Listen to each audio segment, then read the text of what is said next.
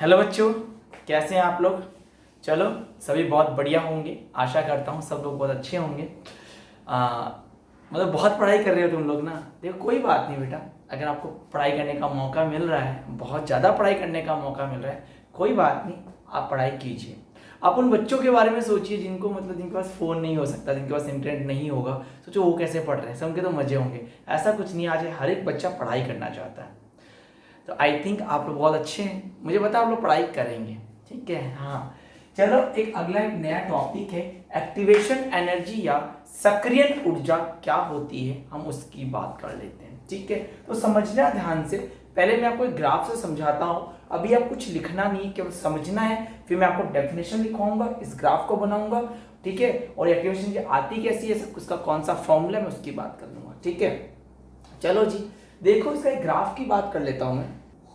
ठीक है, देखो यहाँ पर ध्यान से देखना, समझ लेना पहले ध्यान से, फिर बना लेना। ठीक है, देखो मेरे पास थोड़ा सा ग्राफ और बड़ा बना लेता हूँ, खूब जगह है। यहाँ पे पोटेंशियल एनर्जी को लिया मैंने,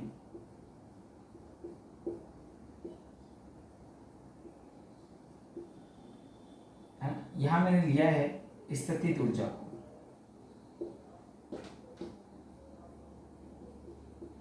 स्थितिज। ठीक है, यहाँ अभिक्रिया की प्रकृति दी है, रिएक्शन की प्रकृति,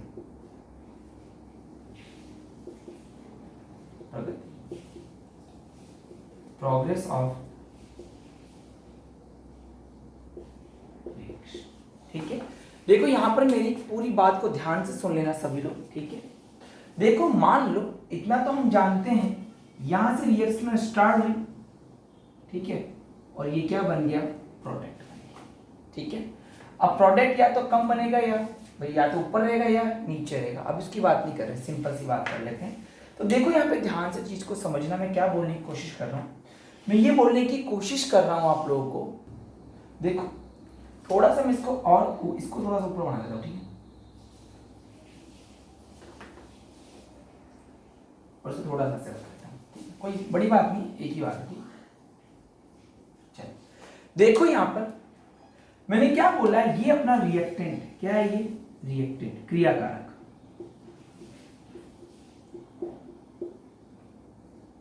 और क्रियाकारक किस में कन्वर्ट हो रहा है, प्रोडक्ट में, उत्पाद में।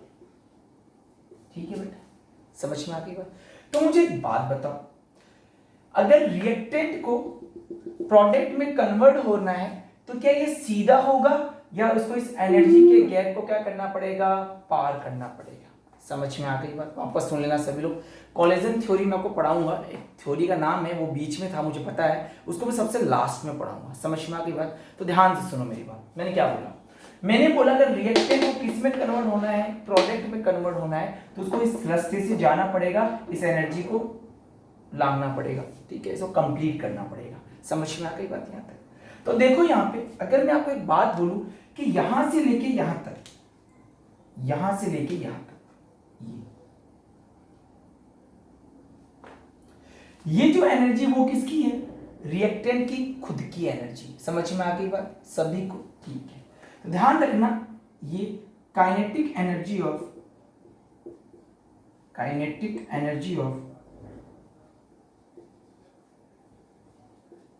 रिएक्टेंट। ठीक है, क्रियाकारक की खुद की ऊर्जा कितनी है, इतनी है। ठीक है, क्रियाकारक की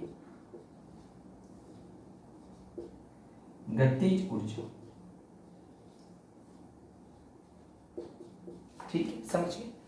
तो देखो एक बात बताओ मुझे, इसकी एनर्जी तो इतनी है, इसका मतलब इसको इतनी एनर्जी अगर और दे दी जाए, ये वाली, इसको ही मैं बोलता हूं सक्रियण ऊर्जा। सुनना ध्यान से, क्या बोलता हूं इसको मैं, सक्रियण ऊर्जा। That is a activation energy.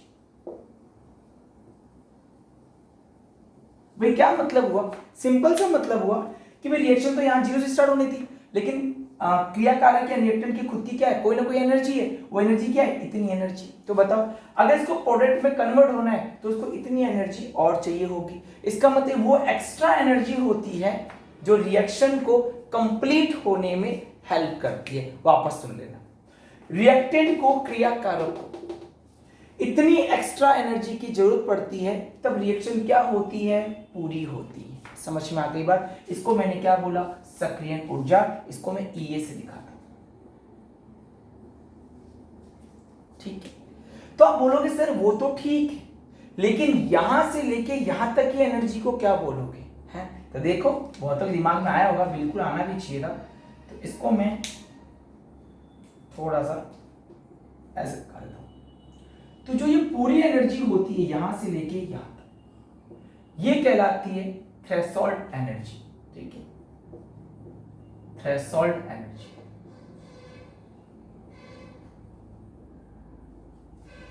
समझ में आ गई यहां तक बात सभी बच्चे को, ठीक है। देखो इसको बोलते हैं दहली ऊर्जा,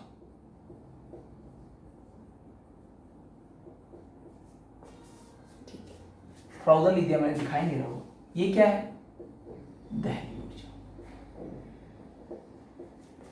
भाई दहली ऊर्जा क्या होती है, टोटल ऊर्जा होती है कोई भी रिएक्टेंट या रिएक्टेंट जब रिएक्शन में क्या हो, इन्वॉल्व होने के लिए। सुन लो ध्यान से, थ्रेशोल्ड या दहली ऊर्जा क्या होती है, रिएक्शन में इन्वॉल्व होने के लिए मुझे क्या चाहिए होती है, दहली ऊर्जा चाहिए होती है।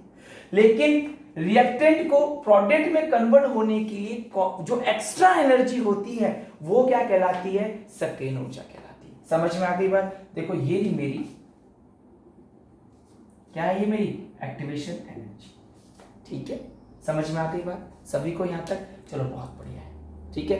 इस डायग्राम को नोट करो आप, फिर मैं आपको डेफिनेशन लिखवाता हूं, डेफिनेशन लिख लो। चलो पहले बार डेफिनेशन लिख लो सभी लोग, पहले इंग्लिश में लिख लो, लिखो the minimum extra energy, the minimum extra energy give to reactant molecule, give to reactant molecule which is required to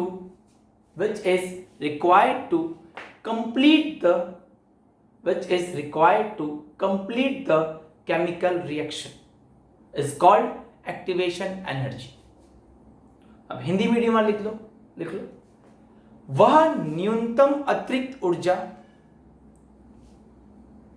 क्रियाकारक के अणुओं को दी जाती है, वह न्यूनतम अतिरिक्त ऊर्जा जो क्रियाकारक के अणुओं को दी जाती है जिससे रासायनिक अभिक्रिया पूर्ण हो सके, उसे सक्रियण ऊर्जा या एक्टिवेशन एनर्जी कहते हैं। समझ में आ गया होगा, सिंपल है। कितनी एनर्जी तो रिएक्टेंट के पास है, इतनी एक्स्ट्रा एनर्जी और दे दो, वही एक्स्ट्रा एनर्जी क्या कहलाती है, सक्रियण ऊर्जा। वही टोटल एनर्जी मतलब एक्टिवेशन एनर्जी को जोड़ दो और क्रियाकारक या रिएक्टेंट की एनर्जी को जोड़ दो, वही मिलकर क्या कहलाती है, थ्रेशोल्ड एनर्जी कहलाती है, ठीक है।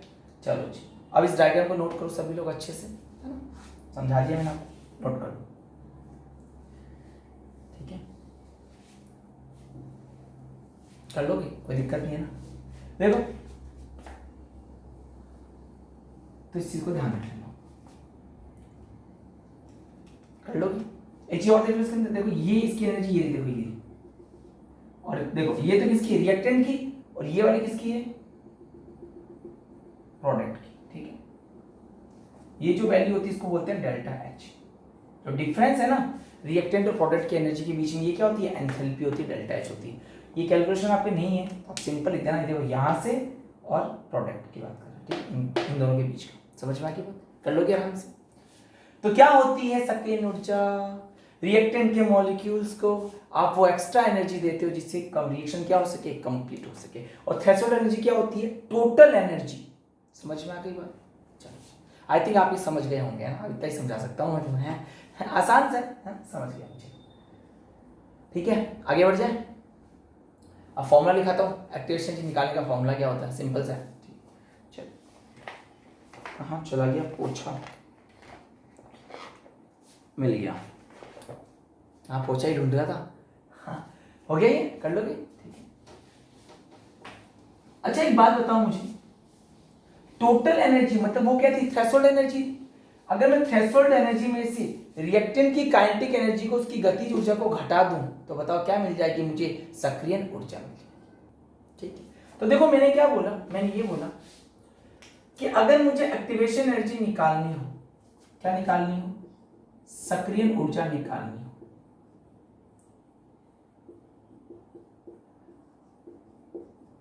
एक्टिवेशन एनर्जी निकालनी।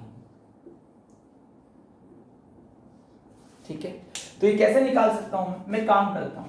जो ये दहली ऊर्जा है ना टोटल वाली, याद है ये पूरी में से इतनी घटा दूं तो क्या निकल के आ जाएगी मेरी एक्टिवेशन एनर्जी। दहली ऊर्जा थ्रेशोल्ड एनर्जी में से क्या कर दूं लेस, क्या लेस कर दूं मैं, रिएक्टेंट की काइनेटिक एनर्जी ऑफ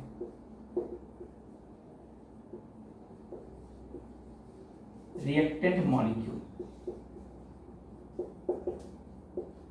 ठीक है, कर लोगे, क्या लिखोगे यहां पे, क्रियाकारक अणुओं की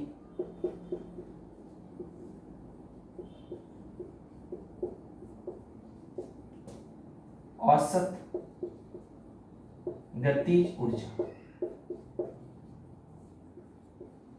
ठीक है, कर लोगे आराम से। ठीक है, चलो अब तो क्या है, देखो इसको शॉर्ट में क्या बोल सकता हूं, देखो इसको मैंने ये बोल दिया तो ये बराबर क्या हो सकता है, इसको थ्रेशोल्ड को क्या बोल दिया T माइनस ये काइनेटिक एनर्जी को मैं E K बोल देता हूं। ठीक है, ऐसे लिखा हुआ मिल सकता है। ठीक है, कर लोगे, चलो नोट करो, कर लोगे ना, फॉर्मूला याद रखना। ठीक है ना, सिंपल सा।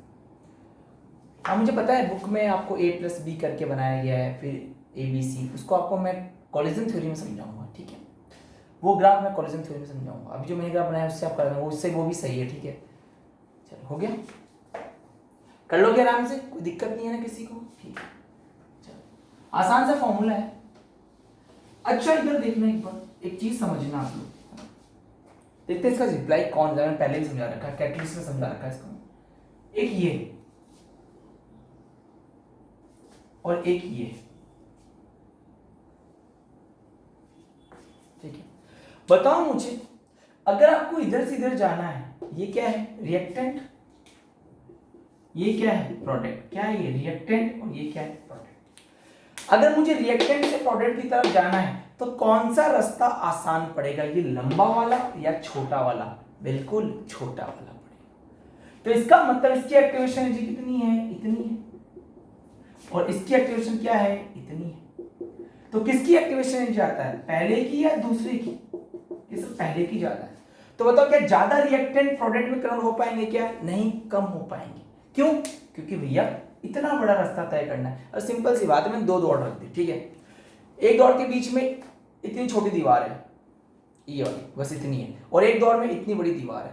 तो बताओ कौन से बच्चे जीतेंगे। देखो एक दौड़ में इतनी दीवार है, ठीक है, और एक दौड़ में इतनी दीवार है, बताओ कौन से बच्चे जीत जाएंगे। सर जहां दीवार कम है ज्यादा बच्चे जा पाएंगे, और इधर वाली में तो छोटे बच्चे हो तो यहीं रह जाएंगे, कूद नहीं पाएंगे। समझ में आ गई बात। तो रिएक्टेंट को अगर प्रोडक्ट में कन्वर्ट होना है तो एक्टिवेशन जो क्या करना होगा, कम। तो ज्यादातर रिएक्टेंट किस में कन्वर्ट होगा, प्रोडक्ट में। और बताओ जितना ज्यादा रिएक्टेंट प्रोडक्ट में कन्वर्ट होता है उसकी रेट ऑफ रिएक्शन, उसकी अभिक्रिया का वेग उतना क्या होता है, ज्यादा होता है।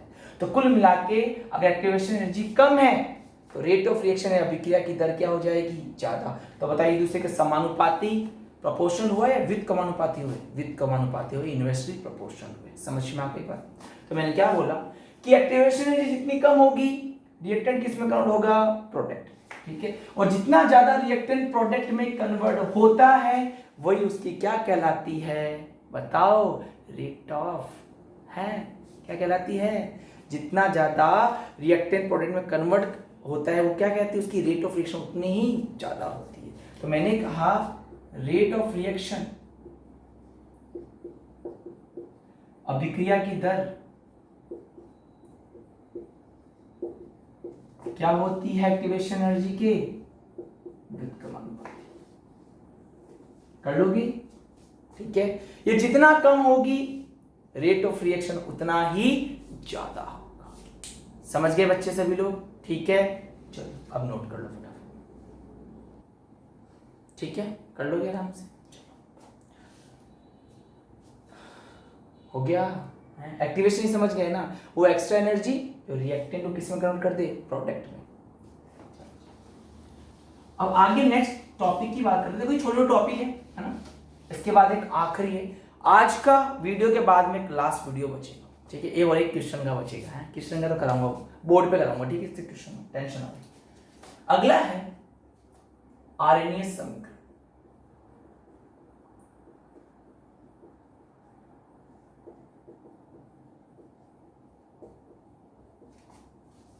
Arrhenius equation. देखो जी सभी लोग, चलो जी देखो ध्यान से समझो, आर्हेनियस ने किया क्या था। इसने एक रिलेशन दिया। क्या दिया? इसने रिलेशन दिया। क्या दिया? देखो रिलेशन, K बराबर AE minus EA upon RT। ध्यान समझ लेना, आर्हेनियस ने एक इक्वेशन दी। किसी इक्वेशन का फायदा क्या हुआ? क्योंकि इसने रिलेशन दिया था, संबंध बताया था, संबंध बताया था। किसके किसके बीच में संबंध बताया था? इसने संबंध बताया था, T का मतलब यहां टेम्परेचर है, टेम्परेचर, ताप, E सक्रियण ऊर्जा,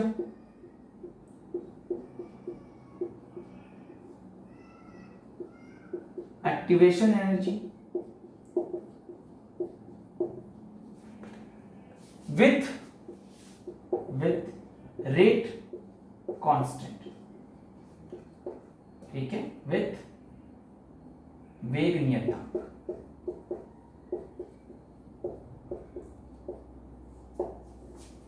अब समझो ध्यान से, आर्हेनियस ने एक ऐसी इक्वेशन बनाई जिससे उसने ये बताया कि आप एक्टिवेशन एनर्जी, टेम्परेचर और रेट कांस्टेंट को कैसे रिलेट कर सकते हो। समझ में आ गई बात? ठीक है, तो Arrhenius proposed a relation between temperature, activation energy with rate constant या वेग नियतांक। आर्हेनियस ने एक ऐसा समीकरण दिया जिसके अंतर्गत ताप, सक्रियण ऊर्जा को वेग नियतांक के साथ संबंध स्थापित किया। ये कहना है, समझ में आ गई बात? फॉर्मूला क्या बनाया वापस देख लो, K बराबर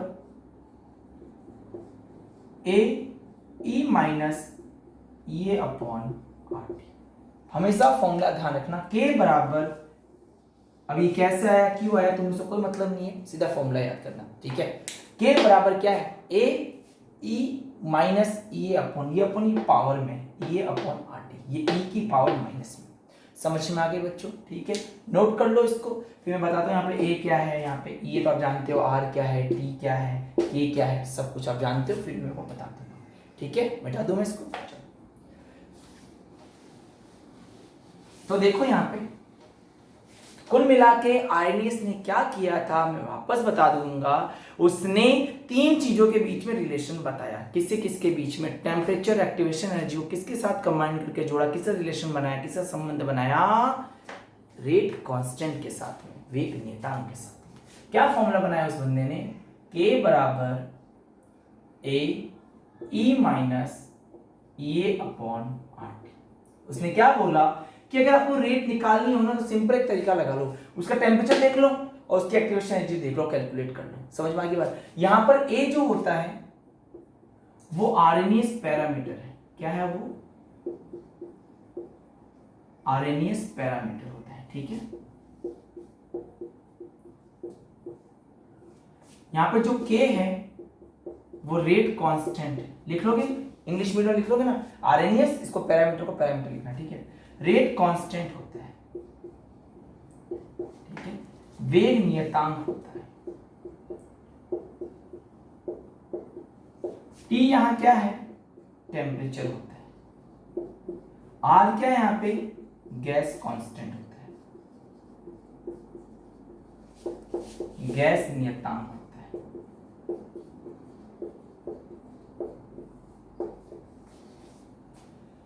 समझ में आ गई बात सभी को? यहां तक कर लोगे आराम से, कोई दिक्कत किसी को नहीं है ना?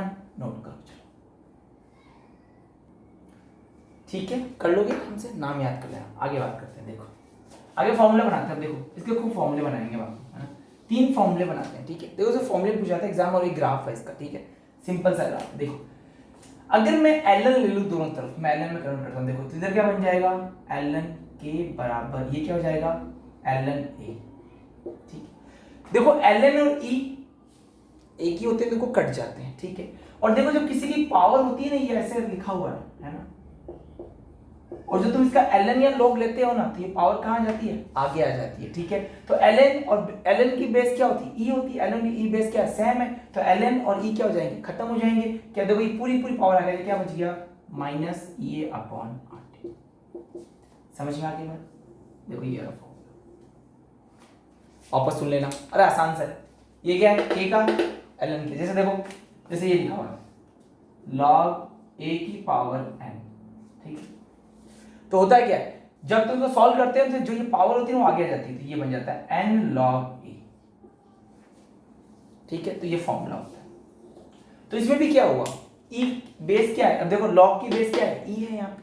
ठीक है, तो ये पावर जो क्या होगी वो आगे की आगे आगे। समझ में आ गई बात? ठीक है, तो क्या हो गया, देखो ln के ln a ln e same हो गया, कट गया, ये तो हटा देना उसको। ठीक है, और ये पावर के साथ ये क्या हो जाएगी, आगे आ जाएगी। ठीक है जी, समझिए। अब इसका क्या ले लेंगे, लॉग ले लो, लॉग ये लॉग ln के का लोग क्या बच जाएगा, लॉग के। और आप जानते हो जब ln के का लॉग आता है तो साथ में कौन आता है, 2.303, क्या आ जाएगा, लॉग ए माइनस ये अपॉन 2.303 RT। तो ये आपको तीनों फॉर्मूले याद होने चाहिए। अरे सिंपल सा फॉर्मूला, देखो वापस देखो, k equal to a minus a upon RT। ln लिया, ln k ln a minus, मैं जानता हूं ln और e बेस हट जाएगा, पूरा का पूरा ये आगे आ जाएगा। ठीक है, मैं तो आराम से समझ जाएंगे इसको। ठीक है, बाय बाय इसको ध्यान रखना, जान दो। समझ में आ गई बात, ये यहां तक हो गया। इसके बाद में ln में क्या ले लिया आपने, ln के लिए लॉग लिया, लॉग क्या आएगा, 2.303 आएगा। ln का लॉग के लॉग a माइनस ये अपॉन RT 2.303। कर लोगे आराम से, किसी कोई दिक्कत नहीं, नोट करो, चलो याद रहेगा ये वाला, ध्यान रखना। k equals to A minus A upon RT, याद रख लेना जी। हाँ, अब देखो यहाँ पर भी हम k1 और k2 से कर सकते हैं। ठीक है, तो एक फॉर्मूला और बना देता हूँ मैं। ठीक है, उसको याद कर लेना सीधा, ध्यान रखो। देखो, अगर मैंने यहाँ पे k1 लिया है तो टेम्परेचर कितना हो जाएगा, T1। अगर यहाँ मैंने k2 लिया है तो टेम्परेचर कितना हो जाएगा, T2 हो जाएगा। ठीक है, पर टेम्परेचर में चेंज करोगे तो उसकी रेट कांस्टेंट में भी क्या होगा, चेंज होगा। समझ में आ गई बात? बकायदा ग्राफ बनता है इसके चेंज का, ऐसे गिरता हुआ ग्राफ बनता है। तो ध्यान रखना, रेट कांस्टेंट चेंज करोगे तो टेम्परेचर भी क्या हो जाएगा, चेंज हो जाएगा। ठीक है, अगर ये k1 है तो ये T1, ये k2 है तो T2, तो k2 अपॉन k1 कर देते हैं। सीधा फॉर्मूला बताता हूँ, देखो ध्यान रखना, एक फॉर्मूला और याद रखना। कभी कभी एग्जाम में ये भी पूछ लिया जाता है, ये उतार लिया आप लोगों ने, मैं हटा रहा हूँ। अब देखो मैंने क्या किया, मैंने एक बार k1 लिखा और एक बार k2 लिखा। ठीक है, और मैंने ये फॉर्मूला बनाया log k2 अपॉन k1 बना। ठीक है, तो आपको मैं जैसे बता रहा हूं वैसे कर लो। वैसे भी देखो आप क्या करोगे, k1 लिखोगे एक बार, k2 लिखोगे, फिर k2 पर k1 करोगे, एक बार k2 को ऊपर, एक बार k1 को नीचे, कट पिट के जो बचेगा सीधा लिख देता हूं। ठीक है, तो यहाँ पर जो बचने वाली जो टर्म होती है, देखो यहाँ बचने वाली टर्म थी वो क्या है, ये अपॉन 2.303 R ब्रैकेट में 1 upon T1 minus 1 upon T2। क्यों, एक बार तो उसको k1 करके लिखोगे तो यहाँ पर T1 हो जाएगा, जैसे वाली का k1, यहाँ क्या हो जाएगा, T1। दूसरी इक्वेशन क्या लिखोगे, देखो k2, इधर क्या हो जाएगा, T2। फिर क्या कर दोगे, k2 अपॉन k1। समझ में आ गई बात? ठीक है, और एक बात ध्यान रख लेना, अगर ऊपर k2 है तो पहले T1 आएगा, अगर ऊपर k1 है तो यहाँ पर पहले T2 आएगा, इतना याद रखना। ठीक है, एक फॉर्मूला ये याद रखना, तो तीनों फॉर्मूले अच्छे से याद कर लेना। ठीक है, फिर मैं समराइज कर दूंगा सारे फॉर्मूलों को एक साथ, जो भी हमने अब तक पढ़े हैं। समझ में आ गई बात? अब इसमें ग्राफ बनाएंगे हम लोग, फिर ग्राफ के बाद ये टॉपिक फिनिश हो जाएगा। ठीक है, नोट करो, हो गया कि सर सिंपल सा है, कर लो यार, कुछ नहीं है, फॉर्मूले तो याद रखने हैं, एग्जाम्स का फॉर्मूला पूछता है।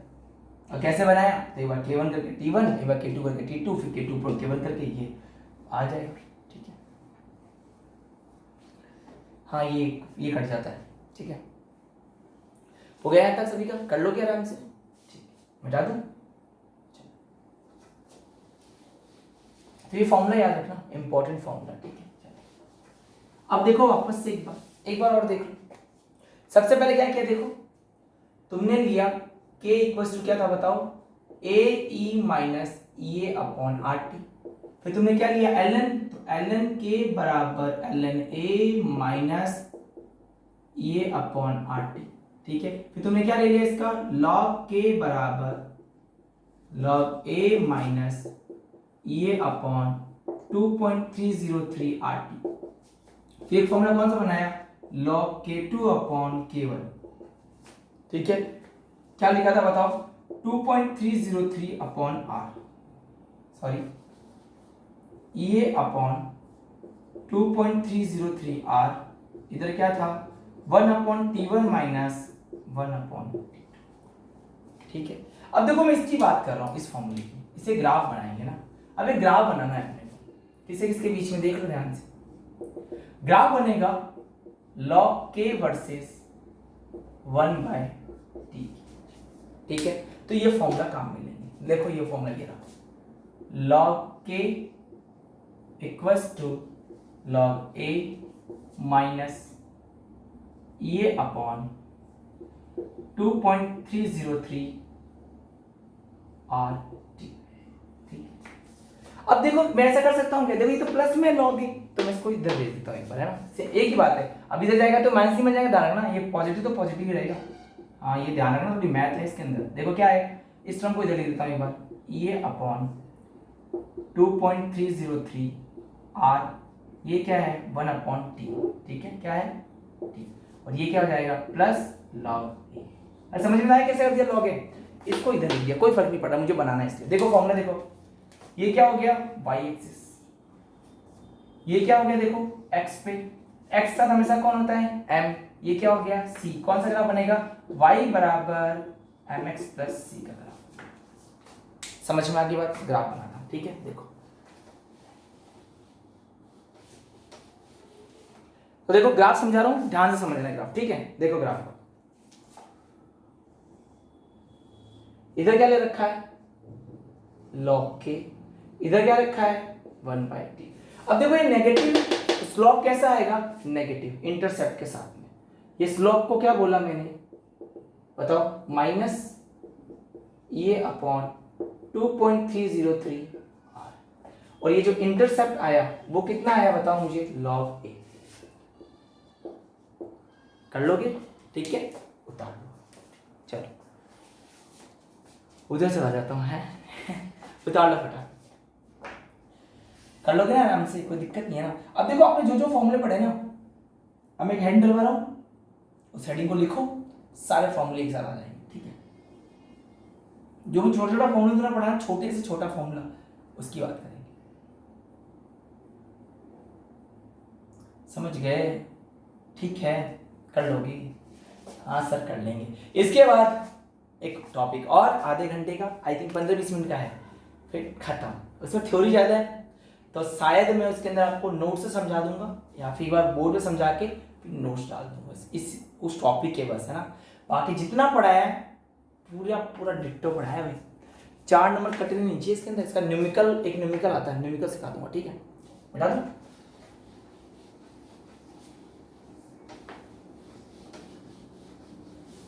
समझ ध्यान से लिखो, some important formula in chemical kinetics, रासायनिक बलगतिकी में कुछ महत्वपूर्ण सूत्र लिखना जरूर, ये आखिरी पढ़ना यही भेजना होता है, इसलिए लिख लिया। चलो कौन कौन से फॉर्मूले अब तक पढ़े जो हमें याद रखना है। पहला जीरो ऑर्डर में क्या क्या याद रखना है, देखो जीरो ऑर्डर की बात करते हैं, क्या याद रखना है, इसका फॉर्मूला क्या था, K बराबर x/T। फिर इसका T हाफ का फॉर्मूला था A/2। दो ही फॉर्मूले इसके अंदर थे, और एक इसकी यूनिट थी, क्या थी बताओ, mole litre inverse second inverse. कर लोगे। फिर हमने कौन सा ऑर्डर पढ़ा, फर्स्ट ऑर्डर। फर्स्ट ऑर्डर के का फॉर्मूला बताओ क्या था, 2.303 upon T log a upon a minus x. सही है, ठीक है। बताओ इसके टी हाफ का फॉर्मूला क्या था, 0.693 अपॉन k। इसकी यूनिट क्या निकाली थी, सेकेंड इनवर्स। यही फॉर्मूला था। देखो फिर क्या पढ़ा तुमने, आरएनएस इक्वेशन। अभी पढ़ा आरएनएस समीकरण, क्या फॉर्मूला था, k बराबर ए minus A upon R D. ध्यान रखना बोर्ड के एग्जाम में ये फॉर्मूला पूछा गया कि आरएनएस इक्वेशन होती क्या है, फिर भी याद नहीं रहता। तो k बराबर A e minus E upon R T. ठीक है, इस फॉर्मूले को किस में कन्वर्ट कर सकते हो, एल एन में। बताओ क्या आ जाएगा, एल एन के बराबर, तो इधर भी एल एन ही आएगा, मुझे पता है एल एन और बेस ई हट जाएगा, क्या आ जाएगा माइनस ई अपॉन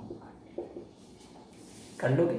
फिर तो किस में कन्वर्ट किया, लॉग में, तो लॉग के बराबर क्या आया, लॉग ए माइनस ये अपॉन 2.303 आर। समझ में आ गई बात, है ना। तो फॉर्मूले याद कौन से करने, एक तो ये याद करना है, एक फॉर्मूला, दो फॉर्मूला, तीन, ये चार, ये दोनों याद नहीं करने, केवल इसको याद रखना है, इससे एल एन और लॉग बना देना, 5 फॉर्मूले। समझ आ गया, याद कर लो वापस से, k equals to A e minus E upon R T, k को एल एन की, ए को L N A, minus L N और बेस ई हट जाएगा, minus E upon R T आ जाएगा, लॉग में कन्वर्ट करोगे तो ये अपॉन 2.303 आर टी आ जाएगा। समझ गए, अच्छे से नोट कर लो, ठीक है। देखो मैं कुछ दिन में वीडियो बनाने वाला हूँ, बहुत अच्छा वीडियो बनाने वाला हूँ। हाँ, मैं 1000 सब्सक्राइबर मैंने पूरे कर लिए ना, तो सिर्फ खुशी में अच्छा सा वीडियो बनाऊंगा। उसमें मैं आपको बताऊंगा कि बोर्ड का पैटर्न कैसे आता है, किस टॉपिक में से कितने क्वेश्चन आते हैं, कौन सा छोटा क्वेश्चन आता है, कौन सा बड़ा क्वेश्चन आता है। तो बहुत ही जल्दी मैं आप लोगों के लिए बोर्ड एग्जाम का पैटर्न लेके आने वाला हूं कि मुझे 100 मार्क्स कैसे लेके आने हैं, क्या तरीका है, कैसे पढ़ाई करनी है। तो मेरी जो पढ़ाई है बिल्कुल मैं पढ़ाऊंगा आपको 100 मार्क्स के लिए, ना एक कम ना एक ज्यादा। अगर मेरे तरीके से पढ़ोगे 100% मार्क्स आएंगे, वादा है, ठीक है। एक एक क्वेश्चन आएगा, तो बहुत जल्दी यार आई थिंक संडे को हम 1000 सब्सक्राइबर हो गए। यूट्यूब वाला मुझे लाइक कर देगा, यूट्यूब वाला पता नहीं क्यों मुझे परेशान कर रहा है बोलते हैं 1000 सब्सक्राइबर लाइक कर देते हैं तुरंत ही, मुझे तो नहीं क्या 24 ओवर पूरे भी हो गए हैं, मैं वेट कर रहा हूँ, कर देगा। वो सुन लेगा मेरी, मैंने बोल दिया, ईमेल कर दिया मैंने उसको कि भाई कर दिया ना, 1000 सब्सक्राइबर हो गए हैं, कर दे। तो देखो बहुत जल्दी मैं आपके लिए एग्जाम बोर्ड पैटर्न की बात करने वाला हूं कि एग्जाम में मैं किस तरीके से पढ़ाई करूं कि आप लोग अच्छे मार्क्स लेके आओ। क्योंकि हम करते हैं क्या है, कोई चैप्टर अगर 1 मार्क्स का है तो हम उसको दिन रात पढ़ाई कर रहे हैं, अगर कोई चैप्टर मान लो 4 मार्क्स का है उसको हम छोड़ रहे हैं, या कोई चैप्टर ऐसा जो बहुत ज्यादा हार्ड है लेकिन केवल 2 मार्क्स का, उसके पीछे हम हाथ धो के पड़े हुए नहीं, हमें तो करना ही है, चाहे दुनिया इधर की उधर हो जाए, करना ही है। तो ऐसे ही चैप्टर जो सिर्फ 2 मार्क्स का है लेकिन उसको पढ़ने बैठो ना, इससे पूरी केमिस्ट्री याद कर लो। समझ में आ की बात, तो ऐसा नहीं होगा, मैं आपको बकायदा बोर्ड का पैटर्न सिखाऊंगा, बताऊंगा कि कैसे होता है, कैसे करना है। समझ में आ गई बात मेरी सबको, आई थिंक आप सबको मेरी बातें समझ में आ गई होगी कि मैं आपको क्या बोलने की कोशिश कर रहा हूँ, ठीक है। तो उस वीडियो को आप लोग प्लीज ज्यादा शेयर करना, पूरा देखना, अच्छे से देखना, और जितने भी बच्चे हैं जो मुझसे जुड़ना चाहते हैं वो मेरे चैनल को सब्सक्राइब कर लो, और सब्सक्राइब के पास में बेल आइकन का टाइम आता है, निशान आता है बेल घंटी जैसा, उसको दबा दिया करो। हाँ, घंटी के निशान को दबा दीजिए प्लीज, है ना। क्योंकि बहुत बच्चे बोलते सर हमारे पास नोटिफिकेशन नहीं आता, आएगा कैसे, ऑन तो कर उसको, है घर का एड्रेस तो डाल कि लिफाफा घर तक पहुंच जाए, है डाला है नहीं कैसे चाहिए। और देखो उन बच्चों के लिए जो हार मान रहे हैं कि हम कैसे पढ़े, हम क्यों टेंशन ले, अरे क्यों टेंशन ले रहे हो यार, मत लिया करो टेंशन इतनी, है ना। जितना हो सकता है ना तुमसे तुम उतनी पढ़ाई करो, जबरदस्ती नहीं की जा सकती फिलहाल इस टाइम, है ना। तो अब वीडियो में तो फायदा है ना, वीडियो में तो पीछे ले जाया फिर देख लिया फिर लेके गया, मास्टर को जितनी बार हो सके उतनी बार दौड़ा सकता हूँ मैं, तो मेरा हाथ में ही तो है सब कुछ तुम्हारे हाथ में दे दिया। अब तो मर्जी हो तो बंद कर दो, मर्जी हो तो चला दो, मर्जी हो तो पीछे रह जाओ, मास्टर को डांस करा दो ऐसे करके, मजे लेने हो तो है तो तरीका बता दिया, मास्टर के मजे लेने हो ना, मैं वीडियो को 2-3 बार घुमा दूंगा, मजा आ गया भैया तो परेशान नहीं होना है आपको, बिल्कुल परेशान नहीं होना है, बिल्कुल पढ़ाई पे ध्यान दो, जितना हो सके उतना कवर कर लो। क्योंकि मैं भी जानता हूँ आप इतना फ़ोन देखते हो, हाँ फ़ोन कर रहे थे, तुम्हें अब पता चल गया होगा कि बेटा ज़्यादा फ़ोन यूज़ नहीं किया जा सकता, फ़ोन एक लिमिट है।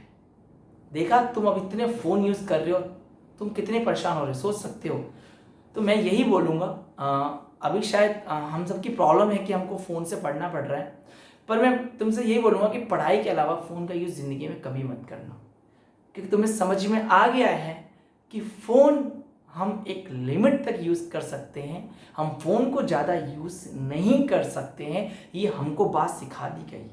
लेकिन ये भी हमारी मजबूरी है, तो इस मजबूरी में हमको फ़ोन यूज़ करना पड़ रहा है, हमें ज़्यादा देखना पड़ रहा है। लेकिन सभी बच्चों को एक बात बता देता हूँ, है ना, एक सिंपल सी बात है ना, जो आपकी आंखों पे इफेक्ट डाल सकती है। क्या कर सकते हो आप, जब भी आप कोई एक वीडियो देखते हो उसके बाद में सभी के पास गुलाब जल होगा, है ना, गुलाब जल नहीं है तो एक नॉर्मल पानी है, बिल्कुल ठंडा पानी, हल्का ठंडा पानी, उससे अपनी आंखों को धोया करो एक वीडियो देखने के बाद। क्योंकि उसका एक रीज़न है, क्योंकि जब आप वीडियो को देखते हो, देखने के बाद इसमें से रेज आती है ना, वो रेज अपनी आंखों की कॉर्निया पे बहुत इफेक्ट डालती है, उनको खराब कर सकती है।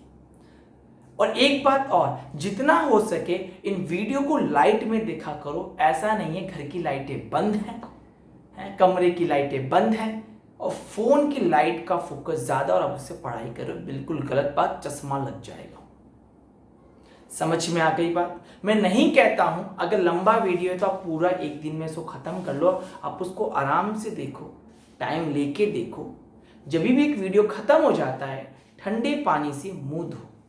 प्लीज आप सबसे एक रिक्वेस्ट है, आपकी सेहत की मैं फिक्र करता हूं, इसलिए शायद ये बात मैं बोल रहा हूं, क्योंकि मैंने बहुतों को देखा है कि वो अगर फोन को बिल्कुल यहां रख के देखते हैं, गलत बात है। आप बाकायदा एक टेबल कुर्सी पे बैठिए, अपना जो भी ईयरफोन लगाए ईयरफोन लगाओ, अगर ईयरफोन नहीं है कोई बात नहीं, कम से कम ये हाथ दिख रहा है ना, इसकी लेंथ जितना फोन दूर होना चाहिए। समझ में आ गई बच्चों मेरी बात? मैं ऐसा इसलिए बोल रहा हूं क्योंकि मैं तुम सबकी फिक्र करता हूं, तुम्हारी आंखों की, हाँ, इसलिए समझ में आ गई बात, तुम्हारी आंखें खराब नहीं हो जाए। और उन आंखों को अगर बचाना है तो सिर्फ आप लोग एजुकेशन के लिए फोन यूज करना, अदरवाइज फोन को मत यूज करना, क्योंकि हमारा माइंड केवल ये जानता है ये एजुकेशन